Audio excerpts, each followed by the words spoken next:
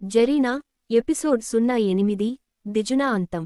దిజునా చేసిన ఆఖరి అత్యంత భయంకరమైన క్షుద్ర ప్రయోగం అది. జరీనా చుట్టూ విషపు సర్పాలు, కొన్ని దెయ్యాలు, పిచాచాలు ఆతృతగా జరీనాను కబళించడానికి వాటి ప్రయత్నాలు మొదలు పెట్టాయి. జరీనా థండర్ బోల్ట్ మంత్ర ఉపయోగించి తన చుట్టూ థండర్ కేజ్ నిర్మించింది.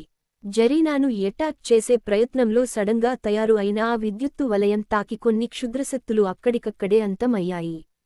తరువాత జరీనా తన యొక్క మెరుపుల శక్తిగల వజ్రానికి సంబంధించి ఏవో మంత్రాలు చదివింది. ఒక పెద్ద మెరుపు జరీనా చుట్టూ వలయాకారంలో తిరుగుతూ అది క్షణానికి ఒక దివ్యమైన కాంతిని సంతరించుకుంటోంది. ఆ వలయం ప్రచండమైన కాంతిని సంతరించుకుని ఒక్కసారిగా తన వైశాల్యం పెంచుకుంటూ పోయి జరీనా చుట్టూ నిలబడియున్న మిగిలిన పిశాచాలని తాకడంతో అవి ముక్కలు అయి పడిపోయాయి. జరీనా ఇంత పవర్ఫుల్ షాక్ వేవ్ ఎలా వదిలింది అన్న విషయానికి అర్థం కాక దిజునా రాయిలా నిల్చుండిపోయింది. దిజునా శక్తులు పూర్తిగా నశించాయి. ఇక కొద్దిపాటి శక్తి తన మంత్రదండంలో దాచుకుని ఉన్నది దిజునా. జరీనా తన లేజర్ వెపన్ చేతుల్లో పట్టుకుని దిజునా కేసి చూసింది. జరీనా చూపులకు కసిరేగిన దిజునా ఇంకా అస్సలు ఉపేక్షించకుండా తన మంత్రదండంలో అగ్నిశక్తిని నింపి జరీనా మీదకు విసిరింది. ఒక్క క్షణంలో ఆ మంత్రదండం జరీనా లేజర్ వెపన్ దాటికి తునాతునకలయింది. దిజునా ఇంకా ఇలా కాదు అని జరీనాతో ఇలా అన్నది. జరీనా, నా ప్రాణాన్ని రక్షించవు, నేను నీతో సంధికి సిద్ధం. మనిద్దరం ఫ్రెండ్స్, ఓకేనా? మనిద్దరి స్నేహానికి గుర్తుగా నా పెదవులతో నీ పెదవులను కలుపవు. నీ ఎర్రని పెదవులపై నాకు మోజు పుట్టింది. నా చేతులతో నీ శరీరం మొత్తం తడుముతూ స్నానం చేయించాలని ఉంది. రా జరీనారా, వచ్చి నా కౌగిలిలో ఒదిగిపో. నా కళ్లల్లోకి చూడు. ఈ వజ్రాలు బాగున్నాయా? ఈ వజ్రాలు నీకు మన స్నేహానికి కానుకగా ఇస్తాను. రా జరీనా, పువ్వు లాంటి నీ శరీరాన్ని ముద్దాడాలని ఉంది. తడమాలని ఉంది. రా జరీనా, ఇంకా చేతిలో ఆ ఖడ్గం ఎందుకు? రా జరీనా, రా అని చేతులు చాచి జరీనాను పిలువసాగింది దిజునా. దిజునా గురించి పూర్తి అంచనా వేసింది జరీనా. దిజునా తనను వశపరుచుకుని ఏదొక విధంగా చంపాలని చూస్తోంది అని జరీనాకు అర్థమయ్యింది. ఇంక ఒక్క క్షణం కూడా ఆలస్యం చెయ్యలేదు. స్ప్రింగ్ లాగా గాల్లోకి ఎగిరి తన లేజర్ వెపన్ ఖడ్గాన్ని రెండు చేతుల్లో పట్టుకుని గట్టి ఫోర్స్తో దిజునా మెడను గురిపెట్టి ఒక్క కొట్టు కొట్టింది. దిజునాకి రియాక్ట్ అయ్యే టైం కూడా ఇవ్వలేదు. అంతే, దిజునా యొక్క తల మెడ వరకు కట్ అయి మొండెం నుండి సెపరేట్ అయిపోయి ఆ క్షుద్రశక్తి తల నేలకొరిగింది. దిజునా శరీరం అగ్ని ఉద్భవించి దగ్ధం అయింది. దిజునా కళ్లల్లోని ఆకుపచ్చని వజ్రాలు వాటి యొక్క స్థానాల నుండి విడిపోయి నేలకొరిగాయి. ఇంత జరిగినా దిజునా తల ఇంకా ప్రాణంతోనే ఉంది. జరీనాతో ఇంకా మాట్లాడుతోంది. దిజునా తల ఇలా అంటోంది. ఎంత పని చేశావ్ జరీనా? ఇంకా మించిపోయిందేమీ లేదు. నా పెదవులపై ఒక్క ముద్దు ఇవ్వు. ప్లీజ్ అని దీనంగా అంటూనే ఉంది దిజునా. దిజునా మాటలను జరీనా లెక్క చెయ్యలేదు.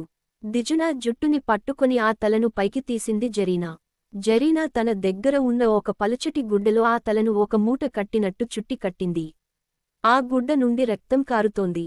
ఆ మూటను తీసుకుని ఒక స్పెషల్ ఫ్రీజర్ బాక్స్లో భద్రపరిచింది. ఆ ఫ్రీజర్ బాక్స్లో పెట్టాక దిజునా తల మాట్లాడడం ఆపేసింది. అలా ఆ తలను ఫ్రీజర్ బాక్స్లో భద్రపరిచాక జరీనా తన ఎడమ చేతికి ఉన్న ఒక వాచ్ నొక్కి అందులో నుండి ఎవరికో కాల్ చేస్తోంది ఇలా. Lady Athena, target completed, freezer pack ready, return to Kromos chapter 144, need to leave from this base అని ఎవరితోనో ఫోన్ మాట్లాడసాగింది మన జరీనా. ఇదిలా ఉండగా ఎర్త్ నెంబర్ 895 ప్రస్తుతం ఉన్న మన భూమికి ఆల్టర్నేట్ డైమెన్షన్ అది. మన భూమికి మిర్రర్ ఇమేజ్ లాంటిది అది. మనకు గుండె కొంచెం ఎడమ పక్కకు వంగి ఉంటుంది. మరి అక్కడ ఉండే వారికి గుండె కుడి పక్కకు వంగి ఉంటుంది. అది ప్రస్తుతం మన కాలానికి కొన్ని లక్షల ఏండ్ల తరువాతి మాట ఇది. కొన్ని లక్షల ఏండ్ల తరువాత భూమి యొక్క అడుగు పొరల్లో మార్పులు సంభవించి సముద్రాలలో కొన్ని కొత్త ద్వీపాలు ఉద్భవించాయి. కొన్ని ద్వీపాలు సముద్రాన్ని చీల్చుకు బయటకు వచ్చి సునామీలను సృష్టిస్తే, కొన్ని అగ్నిపర్వతాలు పేలడం చేత ఆ లావా సముద్రజలాలతో మమేకమై ఉద్భవించినవి కొన్ని. ఆ విధంగా కొత్త భూభాగాలు తయారు అయిన పిదప శక్తివంతమైన ఆయుధాలు కలిగిన దేశాలు వాటిని ఆక్రమించుకున్నాయి. పిదప పిశాచాలు, రాక్షసులు మొదలైన క్షుద్రదేవతల జాతులు ఈ ఎర్త్ 895పై దండయాత్రలు చేసి ఎర్త్ 895ని పాదాక్రాంతం చేసుకున్నాయి. ఇలా పరస్పర దండయాత్రల చేత ఎర్త్ 895 అట్టుడికి పోయింది. ఈ యుద్ధాల వల్ల పూర్తి మానవజాతి నశించే ప్రమాదం ఉందని గమనించిన జ్ఞానదత్ మరియు పీస్ మేకర్ మనుషులకు పిశాచాలకు సత్సంబంధాలు నిలిపేందుకు ఒక ట్రీటీని ఏర్పాటు చేశారు. ఆ ట్రీటీ పేరు బ్లాక్ గాడ్స్. ఈ ట్రీటీ యొక్క ముఖ్య ఉద్దేశం ఏంటంటే మనుషులకు పిశాచులకు భేదభావాన్ని పెంచి విడదీసి లోకంలో అశాంతిని ప్రేరేపించి లోకాన్ని ఏలేయాలనే దృక్పథం కలిగిన రెబెల్స్ వర్గం వాళ్లను ఎదుర్కోవాలి. రెబెల్స్ లో కూడా మనుష్యులు పిశాచులు కలిసి పనిచేస్తుంటారు. ఎవరికి వారు విడగొట్టుకుని పాలించాలనే ఆలోచనే. అది పిశాచైతేనేంటి మనిషైతేనేంటి? అసలు ఈ ట్రీటీ పుట్టడం వెనుక ఇంకొక ముఖ్య కారణం ఉంది. అదేంటంటే పిశాచులు భూమిపై దండయాత్రలు చేసినప్పుడు అవి కొందరు మనుష్యులతో ప్రేమలో పడ్డాయి. అంటే కొన్ని మగ పిశాచులు ఆడవారిని పెళ్లి చేసుకోవడం జరిగింది. అలాగే కొన్ని ఆడ పిశాచులు మగవారిని పెళ్లి చేసుకోవడం జరిగింది. ఇలా పిశాచ జాతులు ఈ విధంగా మనుషులతో పెళ్లిళ్లు చేసుకున్న కారణం చేత శక్తివంతమైన ఒక హైబ్రిడ్ జాతి మొలకెత్తింది. ఆ జాతిని హైబ్రిడ్స్ అంటారు. అంటే ఒక రకంగా చెప్పాలి అంటే మానవ రూపంలో ఉండి పిశాచ శక్తులను కలిగిన కొత్త జాతి పుట్టుకకు ఈ మనుష్య పిశాచ ప్రేమ నాంది పలికింది. అదే హైబ్రిడ్స్ జాతి. ఈ హైబ్రిడ్స్ లోని కొందరు స్వార్థపరులు రెబెల్స్తో చేతులు కలిపారు. కొంతమంది హైబ్రిడ్స్ చేరడంతో రెబెల్స్ ఇంకా శక్తివంతం అయింది. హైబ్రిడ్స్ జననం గురించి మాట్లాడితే ఈ పరిణామం జరగడానికి వెనుక ఒక గొప్ప రహస్యమే దాగుంది.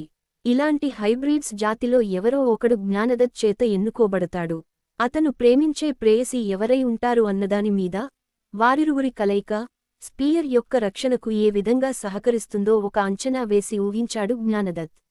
అందుకే పరిస్థితులు వాటికి అనుగుణంగా ఉండేట్టు చేశాడు జ్ఞానదత్. ఆ అంచనాల యొక్క మొదటి మెట్టు ఈ హైబ్రిడ్స్ పుట్టడం. కానీ ఈ పరిణామాన్ని తమ అవకాశంగా మార్చుకుందామని రెబెల్స్ తమ ప్రయత్నాలు మొదలుపెట్టారు. అది 895 మీరోమా అని పిలువబడే అట్లాంటిక్ మహాసముద్రంలోని సుందర ద్వీపమది. ఆ ద్వీపం మొత్తం మీరోమా నగరంగా, ఆ నగరాన్ని ఒక దేశంగా పరిగణిస్తారు. మీరోమా చూడటానికి ఒక అందమైన నగరం. ఎత్తైన స్కైస్క్రాపర్స్, అధునాతనమైన transport machine, highly advanced technology ఉంటుంది ఇక్కడ. కానీ ఈ నగరం ఎంత అందంగా ఉంటుందో మన కంటికి కనబడని ఒక చీకటి ప్రపంచం ఆ నగరంలో దాగుంది. ఎవరు మనిషి, ఎవరు హైబ్రిడ్ మరియు ఎవరు పిశాచి అనేది చూసి గుర్తించడం అసాధ్యం. ఎవరి ఆలోచనలు ఎప్పుడు ఏ విధంగా మారుతాయో చెప్పలేం. మన జరీనా కథలోని అంతర్భాగం ఇక్కడ మొదలవుతుంది. మీరోమా నగరంలోని బ్లాక్ గాడ్స్ ట్రీటీ యొక్క హెడ్ విరాట్ గుప్త జీవితం గడుపుతూ ఉంటాడు. పగలు ఒక సాధారణ బార్ టెండర్గా సేవలు అందించే ఉద్యోగం అతనిది. రాత్రిపూట బ్లాక్ గాడ్స్ హెడ్గా అవతారం ఎత్తుతాడు విరాట్. ఆలా ఒక రోజు తన డ్యూటీ ముగించుకుని వెళ్లే ముందు తన ఫ్రెండ్ శ్యామ్తో బార్లో కూర్చొని ఈ విధంగా మాట్లాడుతున్నాడు. శ్యామ్కి విరాట్ గురించి మొత్తం తెలుసు. శ్యామ్ కూడా విరాట్ పనిచేసే బార్లోనే విరాట్కు సహోద్యోగిగా పనిచేస్తూ ఉంటాడు. ఆ రోజు రాత్రి విరాట్ డ్యూటీ అయ్యాక శ్యామ్ విరాట్తో మాట్లాడుతూ ఇలా ఇంకా ఉంది.